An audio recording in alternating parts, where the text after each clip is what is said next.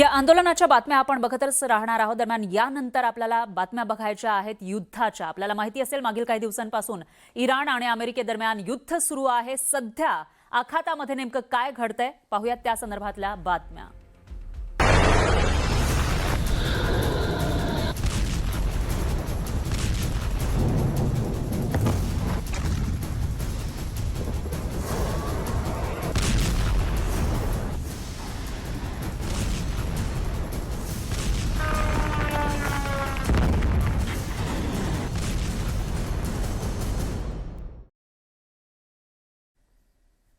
Iran America संघर्ष सलग 10व्या रात्रीही सुरूच आहे। मागील 5 महिन्यांमध्ये दुसऱ्यांदा युद्धाचा पुन्हा एकदा भडका उडालेला आहे। पुन्हा एकदा युद्ध सुरू झालंय।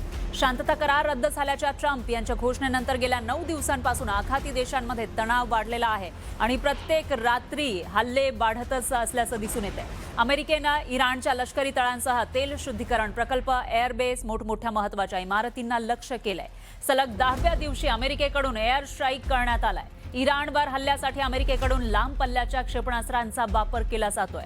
त्यासोबतच F-35 आणि F-18 सारख्या सुपर हॉर्नेट फायटर जेट्समधून बॉम्ब हल्ले केले जात आहेत। एवढंच नाही तर अमेरिकेच्या सर्वात घातक टॉमहॉक क्षेपणास्त्र सुद्धा या ठिकाणी डागली जात आहेत आणि त्याच्यामुळे या संघर्षाची तीव्रता दिवसेंदिवस वाढताना दिसून येतेय। इराण अमेरिका संघर्ष पुन्हा एकदा सुरू झाला आहे। काही महिन्यांपूर्वीपर्यंत असं म्हणता येईल फेब्रुवारी महिन्याच्या शेवटच्या दिवशी सुरू झाला जो संघर्ष होता या आधीचा तो एक 35-40 दिवसांमध्ये संपलेला होता। शांतता कराराची घोषणा सुद्धा झाली। मात्र आता एक 10 दिवसांपूर्वी पुन्हा एकदा संघर्षाची ठिणगी पडली आणि त्यानंतर जे हल्ले सुरू झाले ते 10व्या रात्री सुद्धा सुरूच असल्याचं पाहायला मिळते आणि घातक अशा शस्त्रांचा मारा एकमेकांवर केला जातोय। यामध्येच अमेरिकेकडून जे हल्ले केले जात आहेत त्यामुळे इराणमधील फॅसिलिटी सेंटर्स ज्या मूलभूत सुविधा आहेत त्या नष्ट होत असल्याची माहिती आहे। त्याचं नुकसान होत असल्याची माहिती समोर येते आणि फक्त अमेरिकाच नाही तर इस्रायलनं सुद्धा इराणवर घातक हल्ल्याचा इशारा दिलाय। इराणी क्षेपणास्त्र इस्रायलच्या सीमेपर्यंत पोहोचलेत। इराणकडून गेल्या काही दिवसांपासून सातत्यानं जॉर्डनवर हल्ले सुरू आहेत। इराणनं जॉर्डनमधील अकाबा एअरबेसवर हल्ले केलेत। अमेरिकन एअर फोर्सनं यापूर्वीच अकाबा एअरबेसवरून आपले फायटर जेट्स हटवले होते। जॉर्डनला सुद्धा सैन्य हटवण्याची सूचना दिलेली आहे। तर अकाबा एअरबेसवरील अमेरिकन विमानं लक्ष्य केल्याचा दावा इराणकडून केला जातोय। फक्त अमेरिकाच नाही तर आता इस्रायल सुद्धा या ठिकाणी पुन्हा एकदा युद्धामध्ये उतरताना पाहायला मिळतो। आपल्याला आठवत असेल तर या आधीचा जो संघर्ष होता फेब्रुवारी-मार्च महिन्यामधला त्यावेळेला इस्रायल आणि अमेरिका या दोन्ही देशांनी मिळून इराणवर हल्ले केलेले होते आणि त्यानंतर जेव्हा शांतता करार झाला तेव्हा कुठे हे हल्ले थांबले आणि आता जेव्हा दुसऱ्यांदा हा संघर्ष सुरू झालाय तेव्हा अमेरिका एकीकडे हल्ले करत असताना दुसरीकडे इस्रायलकडून सुद्धा आता हल्ले केले जाण्याची शक्यता आहे। त्यामुळे इराणचं आणखी मोठं नुकसान होण्याची शक्यता वर्तवली जाते।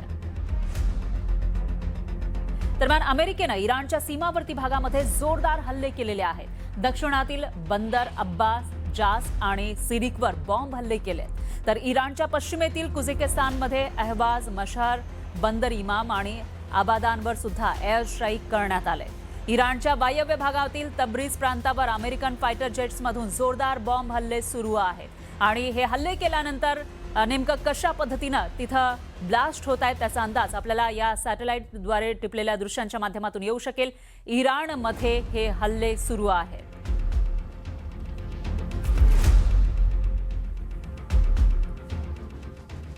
तब्रीज भागामध्ये अमेरिकेनं घातक ड्रोन हल्ले केलेले आहेत। इराणचा हा एक तब्रीज नावाचा भाग त्या ठिकाणी घातक ड्रोननं हल्ले करण्यात आले। इराणी लष्कराच्या ड्रोनचा साठा असलेल्या तळावर हल्ला केल्यानंतर मोठी आग लागली। अर्थातच या ठिकाणी इराणी लष्कराचे ड्रोन होते म्हणजे तिथं स्फोटकं असतील आणि त्याच ठिकाणी बरोबर अमेरिकेनं हल्ला केला त्यामुळे मोठी आग लागली। यामध्ये इराणचं प्रचंड नुकसान झाल्याचा दावा अमेरिकन सेंट्रल कमांडकडून केला जातो तर इराणनं सेंटकॉमचे दावे फेटाळले।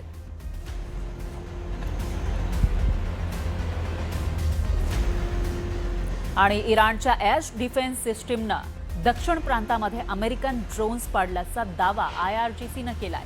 अमेरिकेचं घातक लुकास ड्रोन पाडल्याचा दावा इराणनं केला आहे आणि या संदर्भातला व्हिडिओ प्रसिद्ध केलाय ज्यामध्ये ड्रोन नष्ट केल्यानंतरचा मलबा दिसून येतोय जो काही ढिगारा या ठिकाणी पडलेला आहे या ड्रोनचा तो आपल्याला या ठिकाणी बघायला मिळतोय। अमेरिकेचं हे ॲडव्हान्स असं ड्रोन आणि इराणच्या एअर डिफेन्स सिस्टीमनं ते पाडलं। त्यानंतरचा हा व्हिडिओ सुद्धा शेअर करण्यात आला।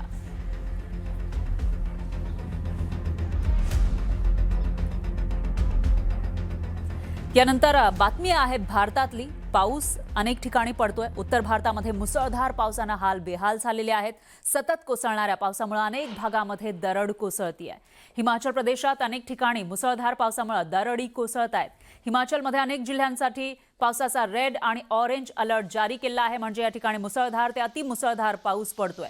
दुसरीकडे उत्तराखंडमधील संताला देवी मंदिरालगतच्या नदीमध्ये 7 जण अडकले होते। सुदैवानं त्यांची वेळेत सुटका करण्यात आली आहे। आणि जम्मू काश्मीरमधील गुरेज भागामध्ये ढगफुटी झाली, म्हणजे कमी वेळेमध्ये खूप मोठा पाऊस या ठिकाणी झाला।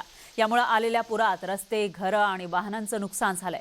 उधमपूरमध्ये मुसळधार पावसामुळे नद्यांच्या पाणी पातळीमध्ये वाढ झाली, त्यामुळे 10,000 पेक्षा जास्त गावं प्रभावित झाली आहेत। आसाममधील शिवसागर इथं सततच्या पावसामुळे पूरसदृश्य स्थिती निर्माण झाली आहे। अनेक गावं पाण्याखाली गेलेली आहेत।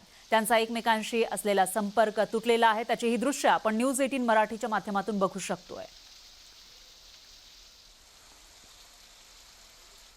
आणि जम्मू काश्मीरच्या किश्तवाडमध्ये ढगफुटी झाली, त्यानंतर मोठ्या प्रमाणामध्ये नुकसान झालंय। दक्षिण भागात अनेक घरांचं नुकसान झालेलं आहे। पिकं आणि शेतजमीन वाहून गेली आहे। दरम्यान दोडा आणि किश्तवाडमध्ये प्रशासनानं नागरिकांना नदीकाठापासून दूर राहण्याचं आवाहन केलंय। ही दृश्य आपण बघू शकतो। गुरेज भागात घरं, दुकानं वाहून गेली। पूंचमध्ये पूल आणि जे रस्ते आहेत ते त्याच्यावर याचा परिणाम झाल्याचं पाहायला मिळतंय। उत्तरेत एकूणच पावसाचा कहर सुरू आहे।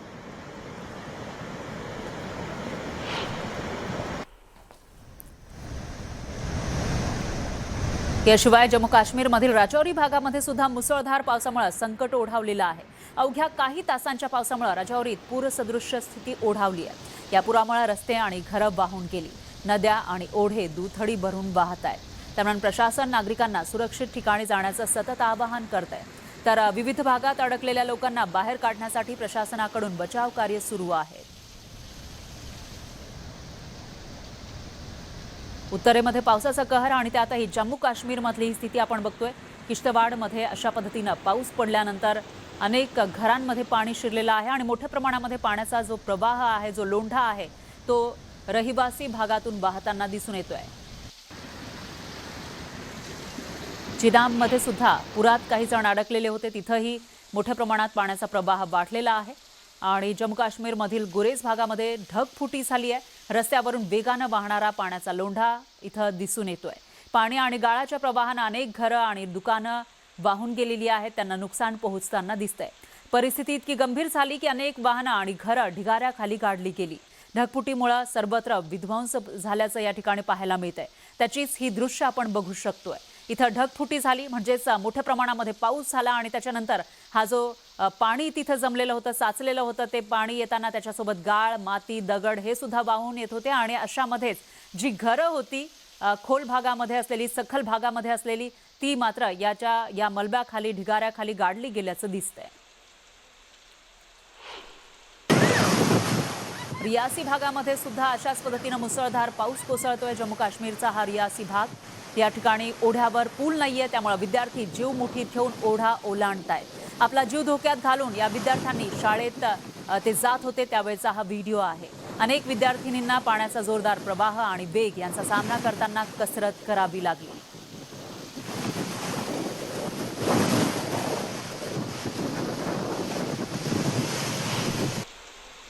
याशिवाय जम्मू काश्मीरमधील पूंच भागामध्ये सलग तिसऱ्या दिवशीही पाऊस सुरूच आहे। मुसळधार पावसामुळे पुलासह नदी आणि अनेक नद्या, त्याचबरोबर ओढे दुथडी भरून वाहत आहेत। पुलावरून सुद्धा पाणी जात आहे। सुंटोकमध्ये दरड कोसळली आणि त्यामुळे 8 जण बेपत्ता झाल्याची माहिती समोर आली आहे सुरनकोटमध्ये। त्यानंतर या 8 जणांचा शोध सुरू करण्यात आलाय। सुनील शर्मा यांच्या नेतृत्वाखालील भाजपच्या एका शिष्टमंडळानं बाधित भागांची पाहणी सुद्धा केली। सुनील शर्मा यांनी बाधितांना सर्वतोपरी मदतीचं आश्वासन दिलंय।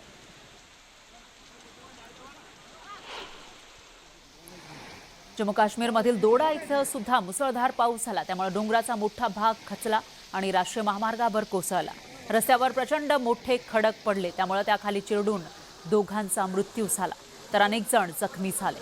या घटनेत अनेक वाहनांचं नुकसान झालं आणि महामार्ग पूर्णपणे बंद पडला। या पार्श्वभूमीवर हवामान विभागानं पुढील 2 ते 3 दिवस मुसळधार पाऊस सुरू राहण्याची शक्यता वर्तवलेली आहे, इशारा जारी केलाय।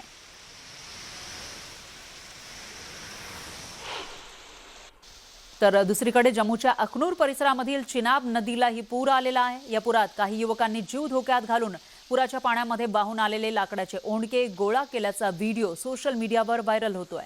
प्रशासनानं नागरिकांना नदीकाठापासून दूर राहण्याचं आणि जीव धोक्यात न घालण्याचं आवाहन केलं आहे। मात्र तरी सुद्धा हे तरुण आपला जीव धोक्यात घालून हे लाकडी ओंडके वाचवण्याचा प्रयत्न करताना दिसून येत आहेत, गोळा करण्याचा प्रयत्न करताना दिसत आहेत।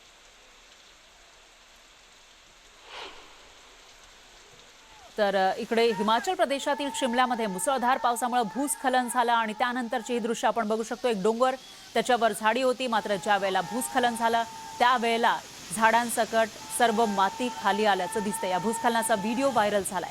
यामध्ये डोंगराचा एक भाग कोसळताना दिसतोय, लहान मोठे दगड वेगानं खाली पडताय। भूस्खलनामुळे निर्माण झालेला मलबा थेट रस्त्यावर येऊन पडला, त्यामुळे रस्ता बंद झाला आणि अनेक भागांमधील संपर्क तुटला। दरम्यान मुसळधार पावसामुळे रस्त्यांवर अचानक पाण्याचा प्रचंड लोंढा आला।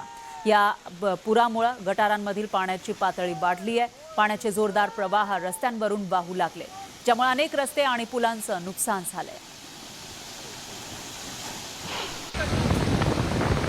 लडाखमध्ये सुद्धा अशीच काहीशी स्थिती आहे। लडाखमधील कारगिलमध्ये ढगफुटी झाली, त्यामुळे पूर आला आणि पुरामुळे प्रचंड विध्वंस झाला। यात अनेक लोक, घरं आणि वाहनं वाहून गेली आहेत, ज्यामुळे मोठ्या प्रमाणावर नुकसान झालेलं आहे। एका ओसंडून वाहणाऱ्या ओढ्याच्या प्रवाहात 2 वाहनं वाहून गेली।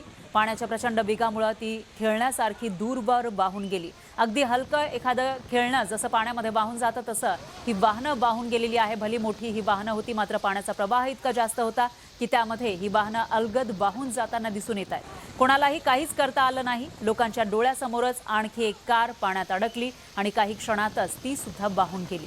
सुदैवानं यामधील प्रवाशांना आधीच बाहेर काढलेलं होतं, ते बाहेर पडले होते, त्यामुळे जीवितहानी टळली।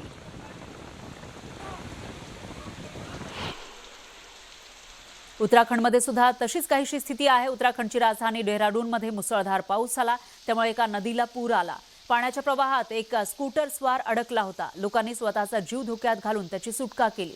जर थोडाही उशीर झाला असता तर तो माणूस प्रवाहाबरोबर वाहून गेला असता आणि त्याच वेळेला लोकांनी तिथे पोहोचून या व्यक्तीला बाहेर काढलेला आहे। मुसळधार पावसामुळे गोना नदीच्या पाणी पातळीमध्ये अचानक वाढ झाली आणि पाण्याचा प्रवाह धोकादायक पातळीवर पोहोचला आहे।